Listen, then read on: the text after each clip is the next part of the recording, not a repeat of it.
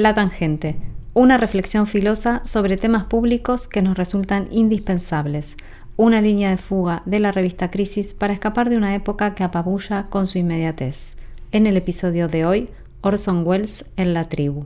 Ernesto Lamas, exdirector de Radio La Tribu, recuerda la noche en que un programa de FM La Tribu hizo creer al aire que el gobierno menemista había prohibido todas las radios del país. A partir de esa ficción orsoniana, emitida en el fragor de los años 90, Lamas se pregunta cuánto de aquel delirio suena hoy menos imposible. Esta historia sucedió en marzo de 1994, de un tiempo muy anterior a la actual inteligencia artificial o las que ahora llamamos noticias falsas. Y de alguna manera fue un pequeño homenaje a Orson Welles y a la radio, este medio de comunicación que tanto queremos. FM La Tribu. Barre con todo. Un programa de radio suele buscar interlocutores, gente del otro lado del aparato reproductor, alguna reacción, pregunta, saludo, que llegue por teléfono, por celular, por redes. En el año 94, que por cierto no había teléfonos móviles ni redes, había un programa al aire en FM La Tribu que se llamaba Huellas de Ausencia, que iba los viernes de 11 a 12 de la noche. Era un programa súper bien producido, con columnistas interesantes, buena música, entrevistas originales. Estaba hecho por comunicadores, músicos, poetas, y dedicaban muchísimas horas cada semana para hacer un programón. Se esmeraban mucho en la producción, lo guionaban, la musicalización. ¿Cómo sería un país o un planeta sin radio? ¿Cómo sería mi casa sin la radio en las mañanas cuando me despabila? Pasaron muchas semanas y muchos programas y casi que no recibían llamados de oyentes, muy poco. Una tía, un compañero de la facultad, alguno de los auspiciantes. Bueno, era demasiada poca repercusión para tanto trabajo. Es cierto que no regalaban nada, no tenían concursos, ni siquiera hacían preguntas para que alguien de la audiencia se sintiera motivado para responder, pero de todas maneras ellos esperaban ese llamado que no sucedía. En ese tiempo yo era el director de la radio y una tarde me plantearon con preocupación esa falta de interacción y con mirada optimista y para tratar de animarlos les dije muy convencido que siempre hay alguien del otro lado, siempre. Les pregunté cuántas veces en su vida habían llamado ellos a una radio y la respuesta fue nunca o casi nunca. Pero igual no se quedaron conformes. Entonces tuvieron una idea. Eran tiempos de gobierno menemista y el presidente se había acostumbrado a gobernar con decretos. Sacaba decretos para los temas más diversos, no siempre eran muy respetuosos de la democracia o del sentido común. Se podía esperar cualquier cosa, desde indultos a los genocidas hasta la privatización de sectores estratégicos de la soberanía nacional. Y en ese contexto ellos pensaron un programa informativo con carácter de urgente, de último momento, en el cual darían una noticia que era completamente inesperada. En la semana habían producido notas con vecinos del barrio y con referentes de la cultura y el periodismo a los que se les preguntó cómo sería su vida sin la radio. Y los testimonios eran crudos, tristes, apocalípticos, nadie se podía imaginar su cotidianidad sin la radio. Eso lo fueron articulando a lo largo de esa hora de programa. Y el mismo viernes, antes de la salida al aire, me pidieron que grabe un mensaje como director de la radio para anunciarle a la audiencia sobre este decreto que prohibía toda la radio. Y con mi tono más serio y dramático, arranqué diciendo que esos serían los últimos Estimados minutos al aire de La oyentes, Tribu. les habla Ernesto Lamas como director de FM La Tribu. Debo informar a ustedes acerca de un lamentable suceso. En horas de la tarde del día de la fecha se ha firmado el decreto del Poder Ejecutivo Nacional número 1023/94, el cual establece que a partir de las 0 horas del 12 de marzo del 94, es decir hoy, cesarán las transmisiones de todas las emisoras radiales del territorio nacional en todas sus bandas y frecuencias. Siguió el programa con sonidos de una redacción desprolija, con periodistas corriendo, llevando cables de último momento, gente alterada. Esas noticias se iban intercalando con los audios, con las palabras de quienes describían el mundo sin radio. Y sucedió el milagro. ¿Qué pasó? Empezaron a sonar las 2 líneas de teléfono de la radio. No pararon de sonar durante la hora completa del programa. Oyentes enojadas, oyentes llorando, oyentes con propuesta de resistencia. Los mensajes eran tantos y tan demandantes que solo atinaron a copiarlos y leerlos al aire, la gente que hacía el programa.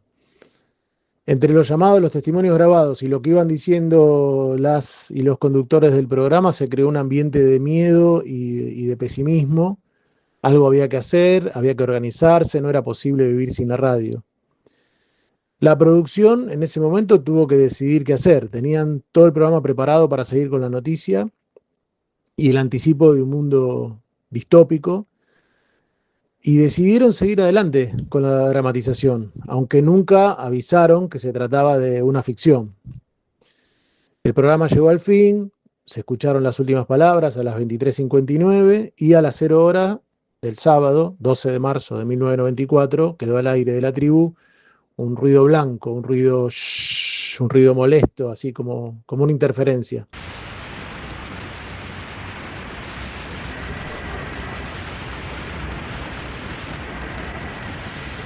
Fueron unos segundos interminables, hasta que de pronto la voz del conductor apareció de nuevo y dijo: esto fue un programa de ficción, quisimos imaginar cómo sería nuestra vida y la de ustedes sin la radio. Bueno, imagínense para qué, ¿no? Aclararon eso al final, los teléfonos empezaron a sonar de nuevo, la audiencia que se había comunicado durante la hora del programa volvió a llamar, algunos muy enojados, ¿cómo me pudieron asustar así?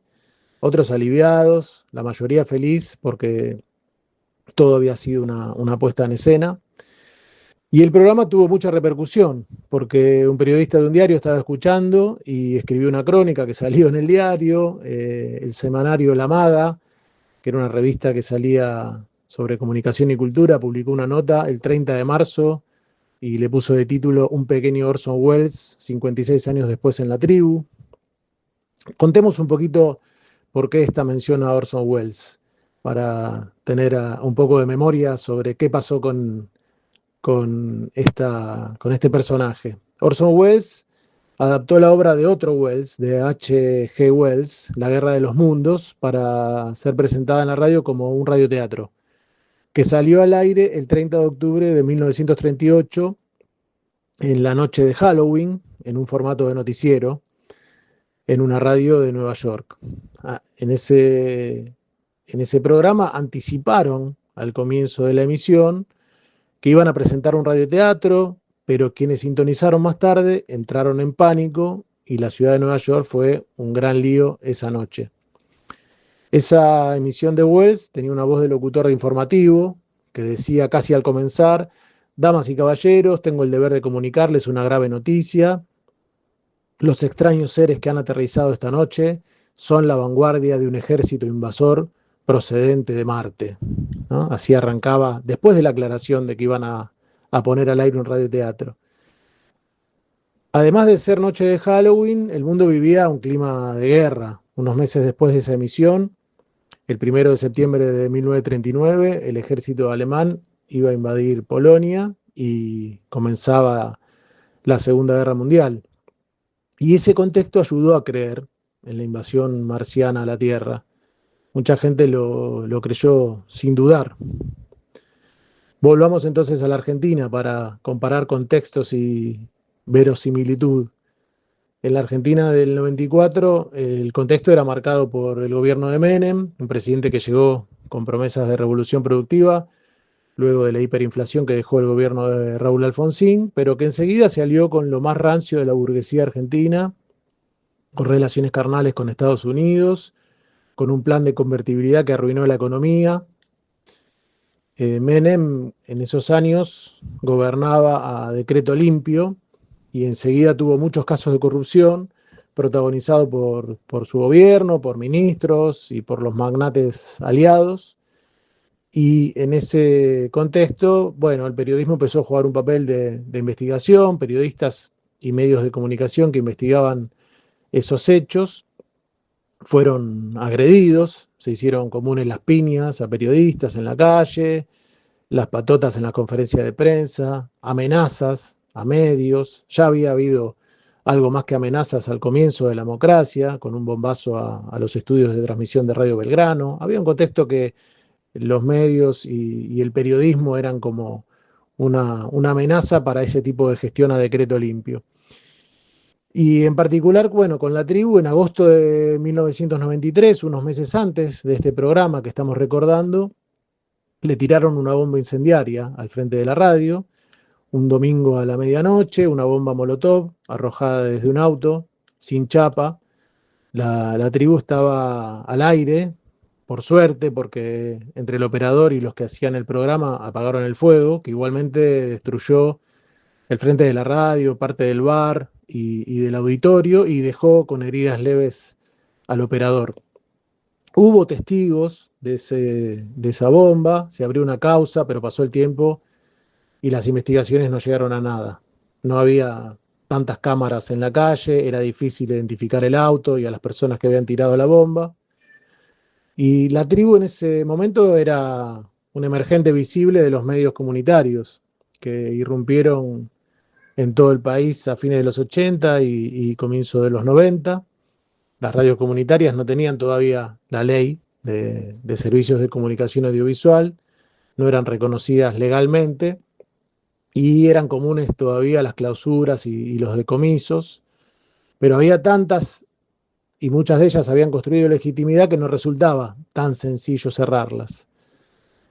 Ese año 93, La Tribu, el año de la bomba, ¿no? La Tribu era parte de una campaña contra los edictos policiales que permitían demorar y detener a cualquier persona sin antecedentes ni razones, por portación de cara, decíamos, en esos días. Y en esa campaña se juntaban firmas para presentar al Congreso y teníamos al aire unos spots dramatizados con escenas de la vida cotidiana y los abusos policiales. Y bueno, lo relacionamos siempre al bombazo con esa campaña y siempre creímos que el bombazo tenía la firma de la gorra.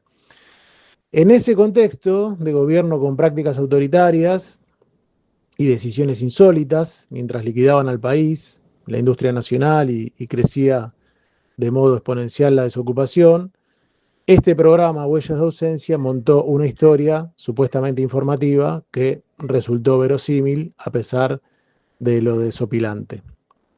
Quienes hacían el programa nunca más se preocuparon por la cantidad de llamadas, sabían que siempre hay alguien del otro lado de la radio, siempre. Muchas gracias. Seguimos acá dando paso a las adhesiones que nos llegan. Estamos a 15 minutos del cese de las transmisiones de todas las radios del país. Estamos en FM La Tribu. El teléfono es el 864-0489. Aprovechen para hacer el último mensaje que van a hacer por la radio, lo que le haya quedado en el tintero, los que tuvieron ganas de decir algo. Esta seguramente va a ser su última oportunidad. Nos llega la adhesión de la Asociación Argentina de Radioaficionados, la del Centro de Artistas por la Democracia, Cámara Argentina de Publicistas Radiales, Asociación Mendocina de Productores de Radio, TDK Argentina, Liga Nacional de Oyentes de Rosa Fe, Club de Amigos de la Radio de Cuyo, Fundación Padre Antonio de Posadas, Asamblea Nacional César López Trujillo, Unión Argentina de Trabajadores. Tenemos el llamado de Vela, una vieja oyente de la radio que seguramente va a quedar en el recuerdo, y se pregunta, ¿estamos en democracia? Si nos persiguen, si por la noche los chicos son detenidos por andar sin documentos y se les pegan las comisarías y al otro día salen libres por falta de méritos.